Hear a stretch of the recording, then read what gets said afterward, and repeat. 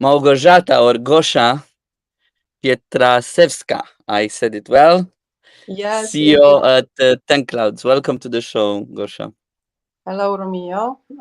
Great to see you, and thank you for having me here. So, Gosha, today would be great to talk a bit about how a person starting with HR ends up CEO in a software house, and then to talk a little about 10 Clouds and the whole story of 10 Clouds and what you guys do, how you're growing in the global market, and what are the main focuses. I saw, if I look at your LinkedIn, I saw that you went from HR to commercial and then from commercial to CEO. I think you are one of the only female CEOs in software houses in Poland, which is Oh, great. not really. Not really. I There are. said one of the. Okay, all right. I'm sure there are more, which is great. Um, but Gosha, how come from HR to software houses and commercial? Tell us a bit about you and about the company for the audience to kick off this podcast. You know, you're not very original with this question. I am For sure. recently asked about my path, apparently unusual path from HR to CEO. But to tell you the truth, I myself don't see it as exceptional or unusual or exceptionally unusual. Maybe because I have always thought of myself as basically a leader and business oriented. And HR was the business I started from, right? Hmm. So my early role was in many respects similar to what I've been doing in the recent years, because it was all about professional services. Uh, like previously, I used to be HR manager in a similar software house. However, Hmm. I started, I could say, a more serious career as being a sales and delivery manager of professional services, which were HR consulting, recruitment, training, coaching. So it was like, in many respects, really, really similar. Um, yeah, like selling things and doing them professionally. And if you think about the mix of HR, sales, marketing experience, I believe personally it's a great mix for a software house CEO, really, because like this business is not that much about technology, really. It's about people, right? Your employees are people, your clients are people, and it's all about understanding the needs well and finding effective ways to address the needs. Yeah. Yeah, So I I come also from learning and development, actually. yeah, I Uh, yeah, so I had a similar let's say view on things, that at the end of the day, even if now as marketeers, right, like it is a constant learning and a constant development, and it's as you said, is all about people. Like even if in a software house, and you know better than me, but mm, from my connections as technical people, we can see that the best developers are the ones that constantly develop, because the technology develops so much. So it is all about that. So tell us a bit about 10 Clouds, like what what you guys do, and what's the story behind the uh-huh. organization.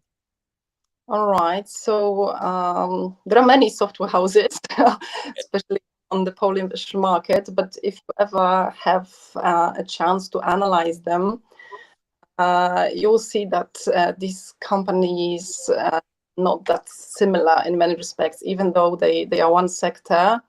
They differ in really respects. Like 10Clouds, as of course most of them was set up 15 years ago. Our story is that there were two IT colleagues, Maciej and Michał. So basically, our co-founders are technical guys. They didn't like the companies that offered them employment at the time, so they decided to found their own company in which they would feel great, do innovative things in great conditions, great atmosphere.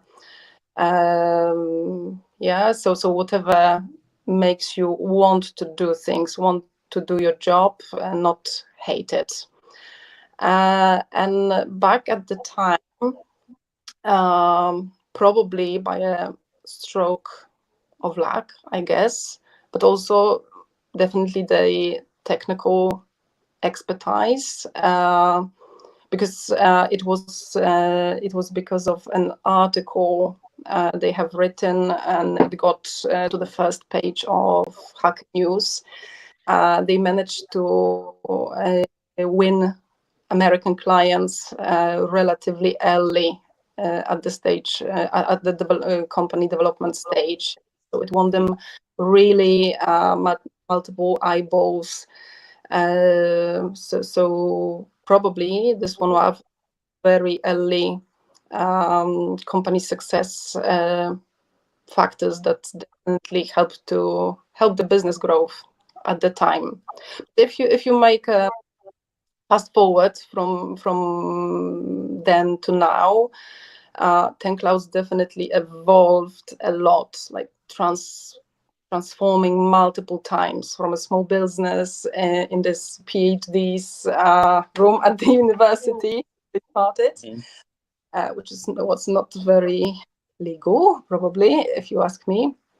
Through a medium-sized, great employer with a great office in a villa with a big garden at Saskakempa, bustling with life, barbecues, energy, creative ideas, towards this path of maturing, I would say, and getting more and more business professionalization. Mm-hmm. So, my personal impression is that no matter its developmental stage, the high level vision and values have always been the same. Yeah, like we've been always about helping our clients to change the world through technology. And like we wanted to be innovative, so like create new things, change the reality, but also was it refers to as such basic things like choice of technologies. Like they were always very very modern technologies. So there are different software houses, but if you ask about 10Clouds, like I think it was quite unique for us. And what I believe is particularly special about the clouds, about 10Clouds, is its ability to somehow re-engineer itself, constantly evolving, adapting to changing market conditions. Um, so on the one hand, but on the other, like this deep technological expertise that enables us to use the trend when it appears, because we are already very much prepared. Like if you think about our main specializations, or AI and blockchain, like these are not things that we started doing last year or 3 years ago. Like we've been doing it like for multiple years. Like the first projects, these were probably some 2000 and I don't know 10. that we already did blockchain or AI projects. But when those trends arrived, when became a thing for a period of time, or I became a thing last year, like we were very, very much prepared to use it for our Hmm. clients and our benefit. So So when you look at the whole history and um, the the growth strategy, right? Like, when was that moment, or what was those pivotal moments mhm, where the company started to skyrocket? Like, when you guys you saw, like, okay, a huge growth, because I would like to understand a bit that growth side, and then maybe reflect back later on into current situation, right? Because the market kind of changed in the past 1 or 2 years. So I'm just curious of that golden era, like how was that growth, and I because of what? fighting all the time, to be honest, and it's a story of resilience and constant fights to keep the competitive edge, to become even more innovative. But looking back, I would say you could say that there were a few of such periods, let's say, or moments for us. So the first one was probably an objective one, yeah, that our brand became really recognizable, was probably some 2021, when Web3 and cryptocurrencies gained large interest from large companies and VCs. And we made this decisive strategic shift. Although, like we did, as I said, blockchain projects like many years back in 2020, 21, we decided to make this strategic shift towards blockchain specializations. So we decided now or never, we need to use it as our time. And like it was a big move, really, relatively quickly, I guess, if you think about the scale we had at the time, because back at the time it was around 200 something employees. Hmm. We managed to evangelize the whole company, like extensive learning and development programs. We managed to build our brand outside and really also win multiple clients. And Hmm. if you think about objective recognitions we received, it was like the notable one was the recognition from this independent ranking called Manifest, that in 2022 announced us as, really, it was something like the best blockchain consulting company in the world, not in Poland, not in Europe, in the world. Yeah, So that like positioning, right? Like you said, okay, we were doing. I just want to pause a bit on that, because it's very important in terms of marketing, right? Like, um, you might do a bunch of general things as an organization, and we can see, not only software houses, we can see all over the place, like, you do multiple activities or multiple services, but when you start to specialize, that's when you can be a leader in a category, like you guys being that leader in this category of web3 and blockchain, right? So that's a really good learning also for the folks listening, that positioning can really change the whole uh, you know growth. sometimes unlucky, and at the end, yeah, it was November 2022, the crypto markets collapsed. So Hmm. unfortunately, time for us was too short to monetize it really significantly. Like we still strongly believe in this technology and what it enables, really. Um, and we still continue delivering Web3 related products to our clients. And we are prepared. jump on this wagon when as soon as the market regains the general trust for crypto. But yeah, like it was a pity. But objectively, we did a really good. First of all, it was this decision to specialize, very quick decision to educate the whole company and to focus the whole marketing machine. And the team was really big. We invested a lot. Like our educational budgets like grew 5 times. Our marketing team, like currently it's basically 2 people. If you would like to think of exactly people who are, you know, like marketing specialists, at the time it was 10 or 13 even. So it was a big investment. And if not for the collapse, definitely we would monetize it. Yeah, But and I think Gosha, this collapse was out of your control, right? So it's the point is that positioning it and having the messaging of Web3 gave you a lot of benefits, but then because the demand was not there later on, it's totally out of your control.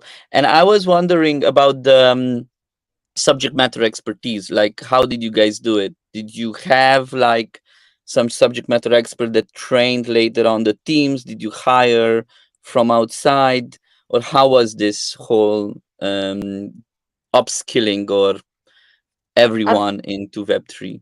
at the time, it was done, I think, quite ambitiously. Like we chose a quite ambitious way, Hmm. and also it was done pretty effectively. So we created this. We had like a few people that were really knowledgeable about it. Like even if you think if you take, I don't know, the world benchmark, that they were our insiders. So we created a team, and we had a separate dedicated learning and development team in HR at the time as well. We created this blockchain academy Hmm. with levels of achievement with the whole program. We educated the whole company like weekly. Uh, we created a dedicated space, so like it was obvious for the whole company, and we like evangelized why it's necessary, that we need to move this direction as a whole. Like no man left behind. We need to embrace it. So it was a big internal movement. I'm not sure if we used anybody from outside. Yeah, maybe I remember we invested in some external trainings for dedicated specializations like project managers. But if you're asking about the whole company, it was a big, extensive internal program, and it lasted like almost a year to educate the whole company. And what was the process, or how did you choose this niche of Web3? It was because of the feedback from the market? Did you do it like a hunch? You saw that there is a trend? It was more like process based? How did you do it? As I said before, like it was one of next to AI, which is now a thing, and we might chat about it in a moment. Like blockchain, I would say, is the second technical area that our co-founders and the core team are expert and have always been experts in. So Hmm. we did this project, all those projects before the hype arrived, although the demand was not that high, and we simply used the momentum. Like when this interest arrived, when companies became increasingly interested in cryptocurrencies, venture capitals, we decided to use the momentum and match our internal expertise with the market demand. And it was exactly the same with AI, because like the market trends are right, so it's good to have more than one leg to prop yourself against. So now the hot thing is AI, which, by the way, again, generates great opportunities if you connect it with blockchain, but it's a different story. Mm-hmm. What I want to say is that 10C has this uniqueness to be prepared and use the opportunities when they arrive, right? Mm-hmm. When this AI trend only began showing, we again made a decisive choice to embrace it holistically. Like some people, some employees, who were too far at the beginning, or are too far when we are embracing such a change and making a decision, uh, perceive it as, oh, they are catching another trend, another hype again. We want stability, but the reality is not about stability. So again, because of this, our founder's deep expertise, like Maciej was doing his PhD in generative AI like 15 years Whoa. ago, right? Okay. And I'm not meaning the traditional machine learning, but the things that are hype, and the possibilities at the time that are the hype right now. So we very quickly decided to embrace it, and we really knew that either we'll do it or we'll die, right? And we didn't die. We are still here. We've created a groundbreaking product, which is AI Console definitely is, and it already has its clients. We are preparing for opening the first round of investment, and Ah, our so you made your own product. yeah, and Ah. it's going to be a spin-off. So probably like in the second half of this year, it will be a separate startup. Currently, Mm-hmm. it's internally developed internally. But what I'm meaning to say currently, our core services is AI, yeah, AI consulting, AI integration. We also offer white label AIs for our clients, create custom company GPTs. Yeah, I So would like to go into some use cases, but just to clarify to the people, Maciej, who you mentioned, is a co-founder and currently also head of delivery. Or can you Maciej, tell us more about him and the role, so that we understand who is this okay. mastermind of PhD in generative AI? Maciej Cielecki and Michał Kujszo were both co-founders, these tech guys who sat at the university room setting up the business. Maciej is the AI. Like I would say, they are both very knowledgeable about blockchain and AI. But if I were to decide, Maciej is this AI mastermind, and Michał, the other one, is more into blockchain and Web3. And Maciej, like because of this trend, that AI trend that finally arrived, like it was probably the one, the chance that he couldn't, ignore. He decided to Good one. create this product that probably has always been there in his mind, looking for, waiting for the right moment. And his will to concentrate on it fully was also the reason why he handed over his role to me.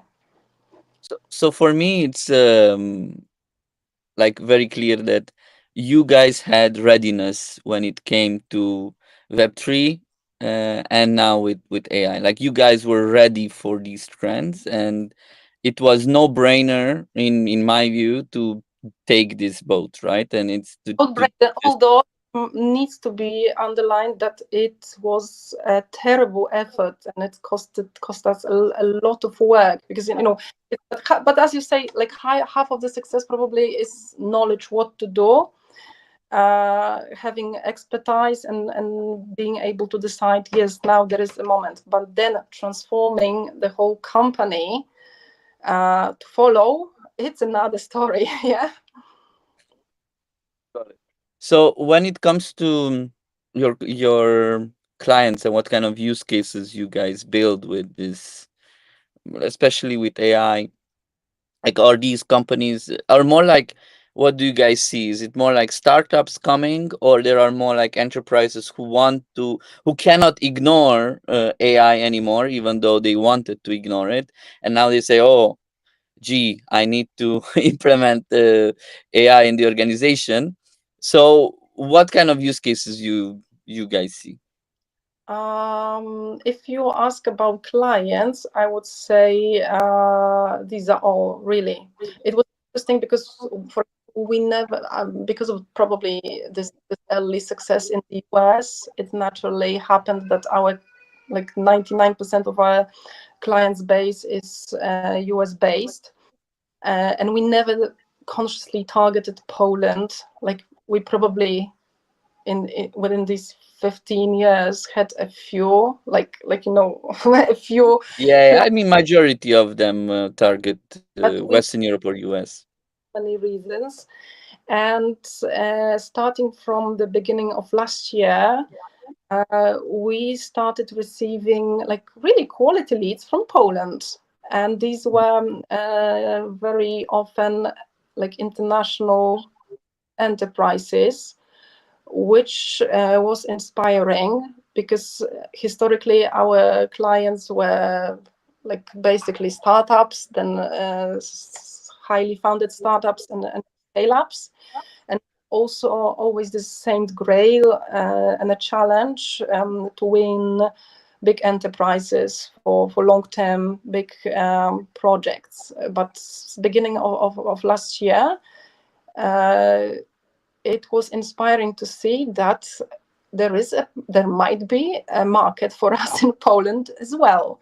So answering to your question, like the enterprises, there are medium companies and startups as well. Because if you think of which startups receive funding right now, like these are basically, if not only AI. startups, right?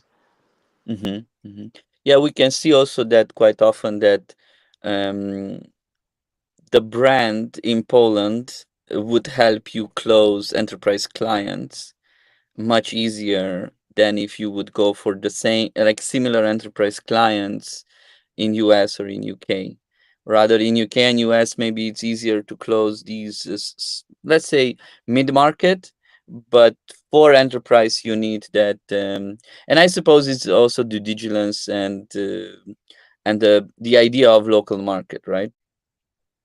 So, and now when we talk about marketing, can you tell us a bit, because you and this is great because you are also on the commercial side, and you know all this information, but nitty gritty tactics maybe. But I'm curious, how did marketing change when you guys decided to shift both to Web3 and AI? What were those activities that you stopped doing from the past and you started to say, okay, this is the way to go? I'm not sure if we evolved a lot. This is Mm-hmm. our DNA, and and I guess it might stem from Maciej's beloved saying, "Don't grow if you don't evolve, you die," and it's basically about businesses. Um, but I'm not sure if it was the changes, the constant engineering. I'm not sure it stemmed from this shift from, for example, blockchain when we moved the weight towards AI. Of course, we are now using AI as a company internally, even much more than we used to in the past. It was probably more because of the general change in the market. Yeah, we are brutally aware the market has changed. So, for example, for people who entered the market or business in the recent prolonged Hossa period, it had a particularly difficult experience. But if you experienced like a previous crisis, you can afford a different perspective. And my perspective is that each market has its own challenges.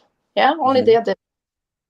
So the job to be done is to embrace it and to effectively adopt. Of course, it would be great to be able to choose your challenges. So probably if you run a software development business, you would rather face a challenge of having too much demand and not being able to satisfy it than having too few clients. But I would say, like, I'm looking at it in a more stable way. That some challenges, the challenges were always there, right? Like some things were easier at the time, but some were more difficult, and it's the case today as well. Some things are much more difficult, but some things are easier. Really, they are. And I prefer to look at every crisis as a chance for change and opportunity.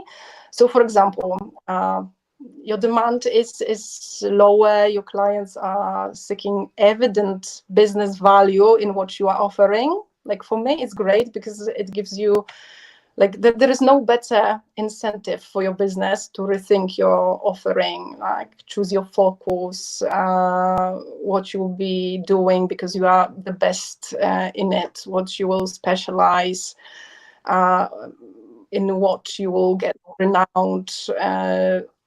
It's much to market like effectively if you specialized than offering like general services. And in this Hossa time, many software houses, I guess, fell for this magically working in. They offer very general, right? And it worked. So you didn't have to develop. Now, a challenge because everybody is experiencing economical challenges. Spending budgets, gets tighter. Like what to do? My cost base is so high, but I can spend like 5 times less on Google Ads. Wow, it's a great opportunity to optimize your effectiveness, right? So learn doing things more effectively, make better choices, be more economic, even if it's not that sexy, and think how well it will prepare you for the time when the new Hossa begins, because it will. Yeah, maybe it will be a different one, not the one we imagine, like the same that we experienced in the past years, but it will. Think how competitive you will be able to be if you will learn do things more effectively. Or, for example, this challenge with bound and outbound, because most of the software houses relied heavily on inbound, and wow, my ever reliable channel is not working anymore. So how on earth, in other way, would you force yourself to develop other channels if not for the crisis, right? Yeah, So for sure. Yeah, if It's a wake up call, right?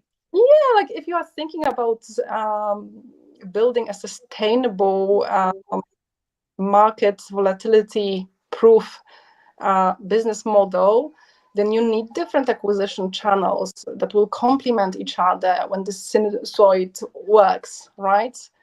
The same with another challenge, I guess most of similar companies are experience, which has increased significantly because clients are experiencing their own challenges. Some of them are maybe even going bankrupt. So again, here's a unique opportunity to develop a more effective new business acquisition strategies and think, like, when these good times come, how easier it will be for you to scale up, besides, of course, meeting your existing customers' needs.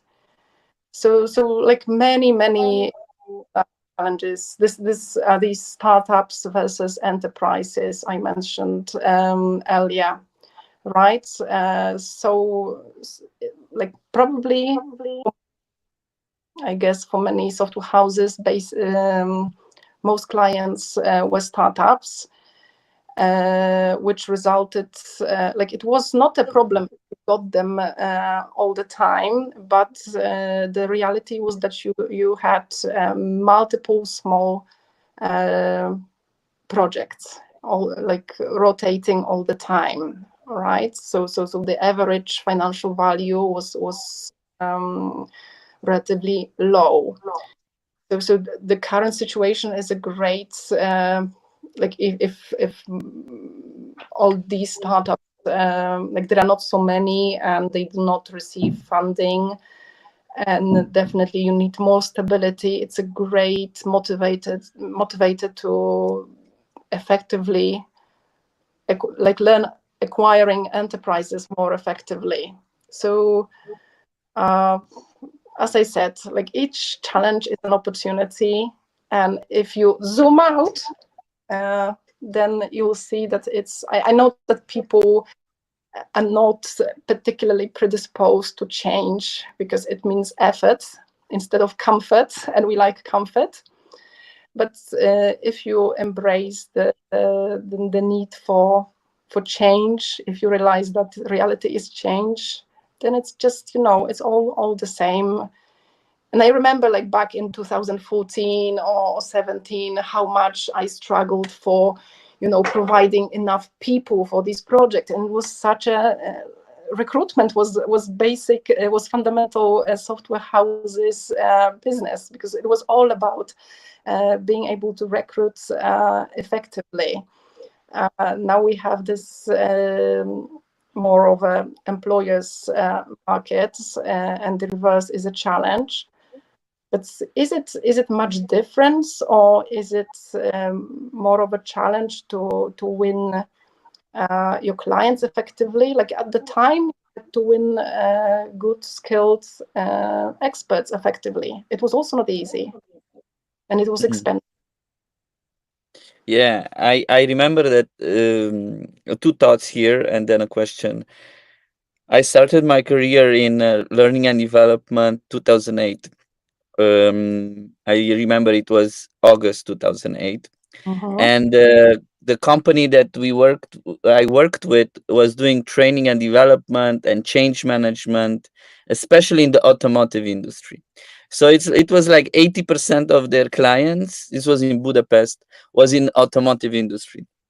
Now imagine then September, October, crisis comes, right? And all those clients like leave because Ford was firing, everybody was firing, right? So in those moments of in those moments of crisis, the only thing we were thinking of is what's the upskill opportunity here? Like what we need to change in the organization, us as a training company.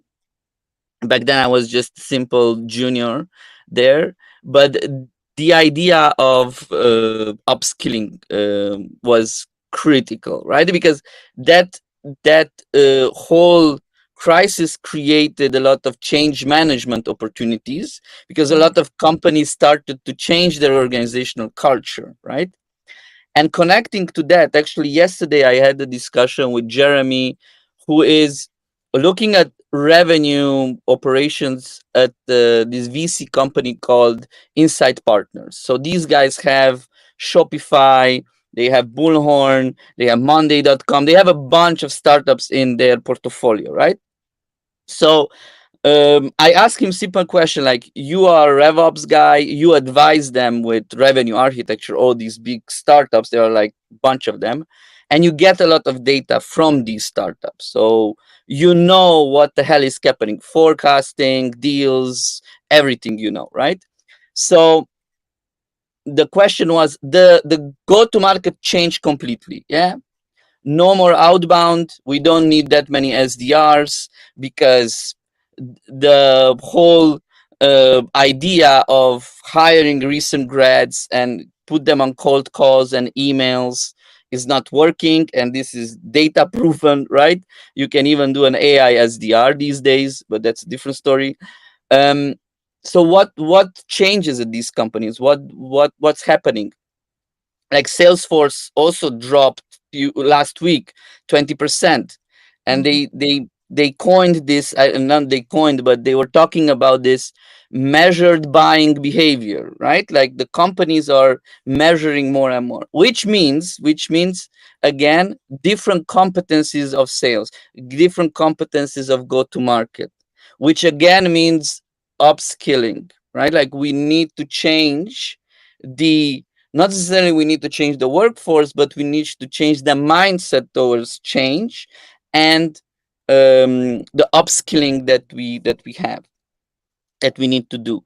Now, you as a CEO, how do you what's your take on that within 10 clouds, and is there a need of changing that go to market? And if yes, what are those competencies, or if you see that the competencies need to be also different than what we were used to in the golden era when where the demand was high?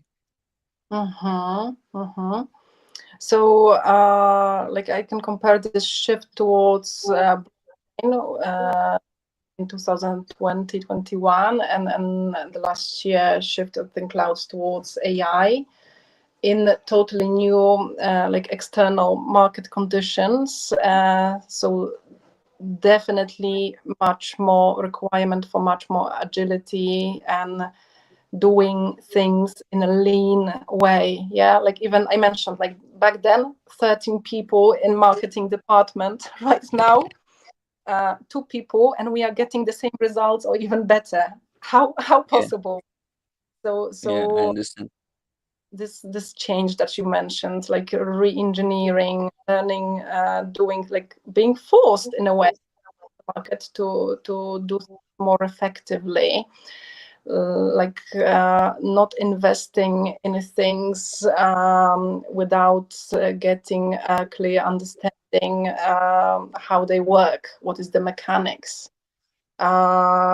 So like we do a lot of experimenting still. We invest, but with this approach that you can, like you are investing, trying, if it brings a result, if it doesn't, then quickly stop it, right? Hmm. For example, offshore business development is an example, because like we have our stable sales leads, opportunities, sources. They are like one of them are performing better, other less. However, we are constantly looking for new business channels, and we've never had this offshore business development network. We've had some partnerships. Um, some of them were successful, some of them not so much. But we are not, this still experimenting, sometimes losing money, losing time, but very quick, like measuring the results, setting our KPIs, and backing off really quickly if they don't bring results. And in our markets, because we also, like at the beginning of last year, even though we created, okay, so let me start from this. Like we were seeking for a new way of doing things even more effectively, even though Hmm. we had this previous blockchain specialization and this new one, AI. We decided to like to resign from one pilot marketing strategy in favor of a set of specific dedicated go-to-market strategies and execution. So we got this matrix structure. When we had, like, they were at the time, because now we changed it again, they were sent around our offering. So we had this AI go-to-market, design go-to-market, like, right, blockchain go-to-market, And there were teams with participants from like delivery, from strategy, sales, from marketing, crafting the dedicated strategies, plans, and execution. And the change that we implemented this year, looking for even more efficiency, is that we decided to craft these, like the practices there were good, that we can be even more effective if we craft our narratives not so much around our offering, technological offering, but around Mhm. sector. So, for example, instead of communicating AI for companies, right? AI is a solution for business. You are crafting a narrative says like digital twin solutions that will enable coaching businesses to scale up much more effectively. So it hits the target you are interested in, because it, like, even if you are, imagine being a client, like you are running software house and somebody is advertising, I don't know, accounting services. Okay, accounting services, there are plenty on the market. But accounting services for software houses with a special emphasis on something important for you, like you will at least hang an eye on it, right? So this is our 2024 bet. And I hope it will be much more, like we already see it brings better results. So you go towards more like a account-based program approach where you have some kind of cohorts, right? Like you have this cohort of verticals, let's say, or whatever it is. It can be vertical or size or geographical or whatever. And then you're creating the narrative really for that cohort, for that group of Yeah, accounts, right? we also changed like ownership, and it was really cool because I told you about this like cross-departmental teams. In the previous setup, the go-to-market owners were basically delivery people. So like the best AI expert was the owner of the AI go-to-markets team and Love it. strategy, so on and so forth. It was not that effective. Like the people who have most contact with our clients are who like our salespeople. So in the Mm-hmm, new, mm-hmm. each salesperson in our team is a single go-to-market owner. So we have this salesperson who is the owner of the EdTech go-to-market strategy, and so on, health tech, right, financial institutions, and so on and so forth. Of course, it's still in the matrix setup. So you have like different competencies contributing, like content, performance marketing, right, strategy. But like we decided that like the salesperson that is motivated to deliver their own goals, the current targets, like it will be much easier for them to concentrate or on a specific group, right, and to own like every initiatives that are contributing, after all, to win these specific clients. And this is this person that is on top of it. So I am getting the feeling that this new it might seem dramatic change, but like I am saying, we are seeing that the results already. So I think the best. I'm so happy that someone from software houses comes and tells me this because I've been preaching this for all my software houses clients for the last 6 years. The agencies for 8, for 6 we work with software houses, and I was always preaching the same idea. And Oh, many of the clients came back to us and said, "Okay, back then I didn't listen, but maybe let's start working now." Because I'm yeah, sorry. like Listen to your podcast, or I didn't know you like back 2 years ago, because we invented it this year. Yeah, wow. No, it's ABM. What you're saying, it's so-called ABM one to few.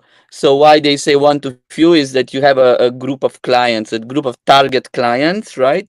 And these target clients can be have different characteristics, right? So you go around these characteristics to do that, but We it's tried hard. It's really hard when it to comes do. to ABM. Like I learned this great book 2 years ago, ABM for Dummies. Okay. Great one, really. Especially not for a person without a marketing background. And we tried to apply ABM, but in these offering centered go to markets, it was more of a challenge. Like now we made this cosmetic change towards sectors, and it's just much easier. So Yeah, maybe there are some kind of issues with ABM in terms of education. I will tell you a few of them. One is that the biggest, let's say, winners of the whole trend of ABM are actually the advertising companies. And the biggest advertising companies that would tell you, we will target with ads those accounts, right? And these companies were mainly in US because of no GDPR, right? Like Terminus was one of them, Rollworks, there are Six Sense and so on. So these guys, what they were doing is they were reverse engineer the IP. So they mm, had a huge database of IPs basically, and they would say, and some of them did cookies also, like Enrich. Not very successful in my view, this approach, but either way. So there were a lot of startups in the growth at all cost era, right? Where they said, you know what, fuck it, we will put a bunch of money just to do ads in front of these guys. So they all the content that you see online, like a lot of the content, comes from these advertising companies because they have a bunch of money, right? This is one of the aspects. The other learning comes from an association called ITSMA, which is basically the association in UK. Like you have this coaching association of big enterprises that work in immersive companies like, I don't know, Capgemini, or Lenovo, or these huge companies that have huge ACV, like they have the deal value is enormous, and then they say, you know what, we only have 12 accounts, right? And we do marketing all year for 12 companies, and we don't care because we have such a big amount of money in Krakow today. Capgemini has an agency. You can look it online on LinkedIn. I just telling you public things that do marketing ABM campaigns for Capgemini to connect with not more than 10 accounts a year, right? They have a huge team only to do that. Like, I don't know, mm, BNP Paribas, Coca-Cola, whatever. Yeah, I'm just saying names. Don't quote me on the names. So you have like Capgemini who does $1 million deals. So now we have all this knowledge. One, it's coming from ITSMA, which huge enterprises and budgets. If you ask them about the training, cost you like 15K, 1 day of training of ABM, which might be good, but yeah. So the only company that actually does well ABM in Poland, really, really good, that is ITSMA, is RTB House. So the guys at RTB House, again, huge ACV, right? So now the challenge is, how can a smaller company or a startup actually do ABM? So we digested this and said, okay, in a situation where you have a crisis. So at the end of the day, it's not the real ABM if you really make it like to the book, because a really ABM, it's one account, one or two account. That's why it said account based marketing. It's not accounts. Yeah, it's not yeah, S at the end. yeah, So it's actually a cohort. It's a demand generation in a way, right?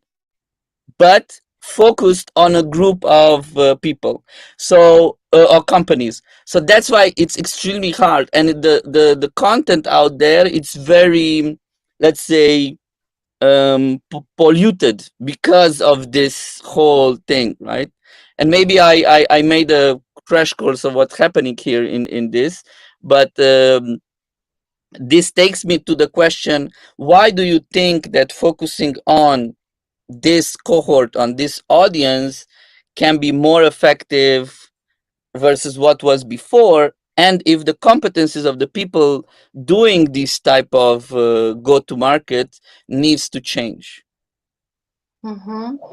Uh, like we focused on, if you ask why exactly we chose like health tech or fintech or ed tech, like it was like maybe a bet, but an informed bet. Like still, we might consider it an experiment. We just reviewed our past clients' projects that we have most experience with, and it's turned out to be these industries exactly. And you need this industrial experience to be able to deliver value to your clients, to see eye to eye, to be able to address the needs or quickly, or even think like read the minds. So this one seems an easy choice.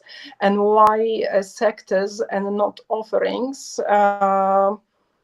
Because, as I said, like the narratives, it's evident that it will be much more effective if we target a specific sector with a specific offering. Yeah, so like white label might be a great solution, but if you like sprinkle it, spray it all over the market, the world, like some may be interested, some may not.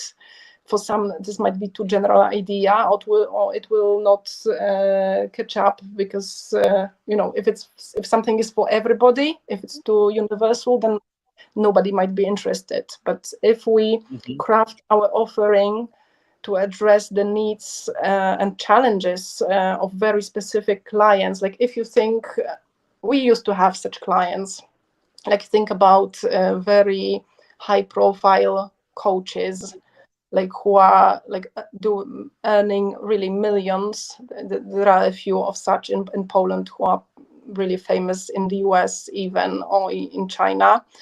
Mhm. And the basic challenge of their company is that it is all about themselves, right? Like so they are not able to clone themselves, but with AI they are. So here comes AI, and That's right. Like way chatbots. that is able, like it will not be the very same offer they will be able to offer to clients, but some things that are repeatable, they may sell it at a broader scale, or some variants of their service can be sold in a cheap, at a lower price. Then it is a solution for a specific challenge of a specific business. So we reviewed the clients, the niches that we have most experienced with. We knew the challenges of those companies, and we selected these three. Mhm. Now, when you think about hiring people to run such go to markets, what are some competencies that you would say, okay, these things need to happen, or this person needs to have these competencies or behaviors or attitudes Mhm. before jumping into such a volatile market where we are also pivoting into this new It's strategy?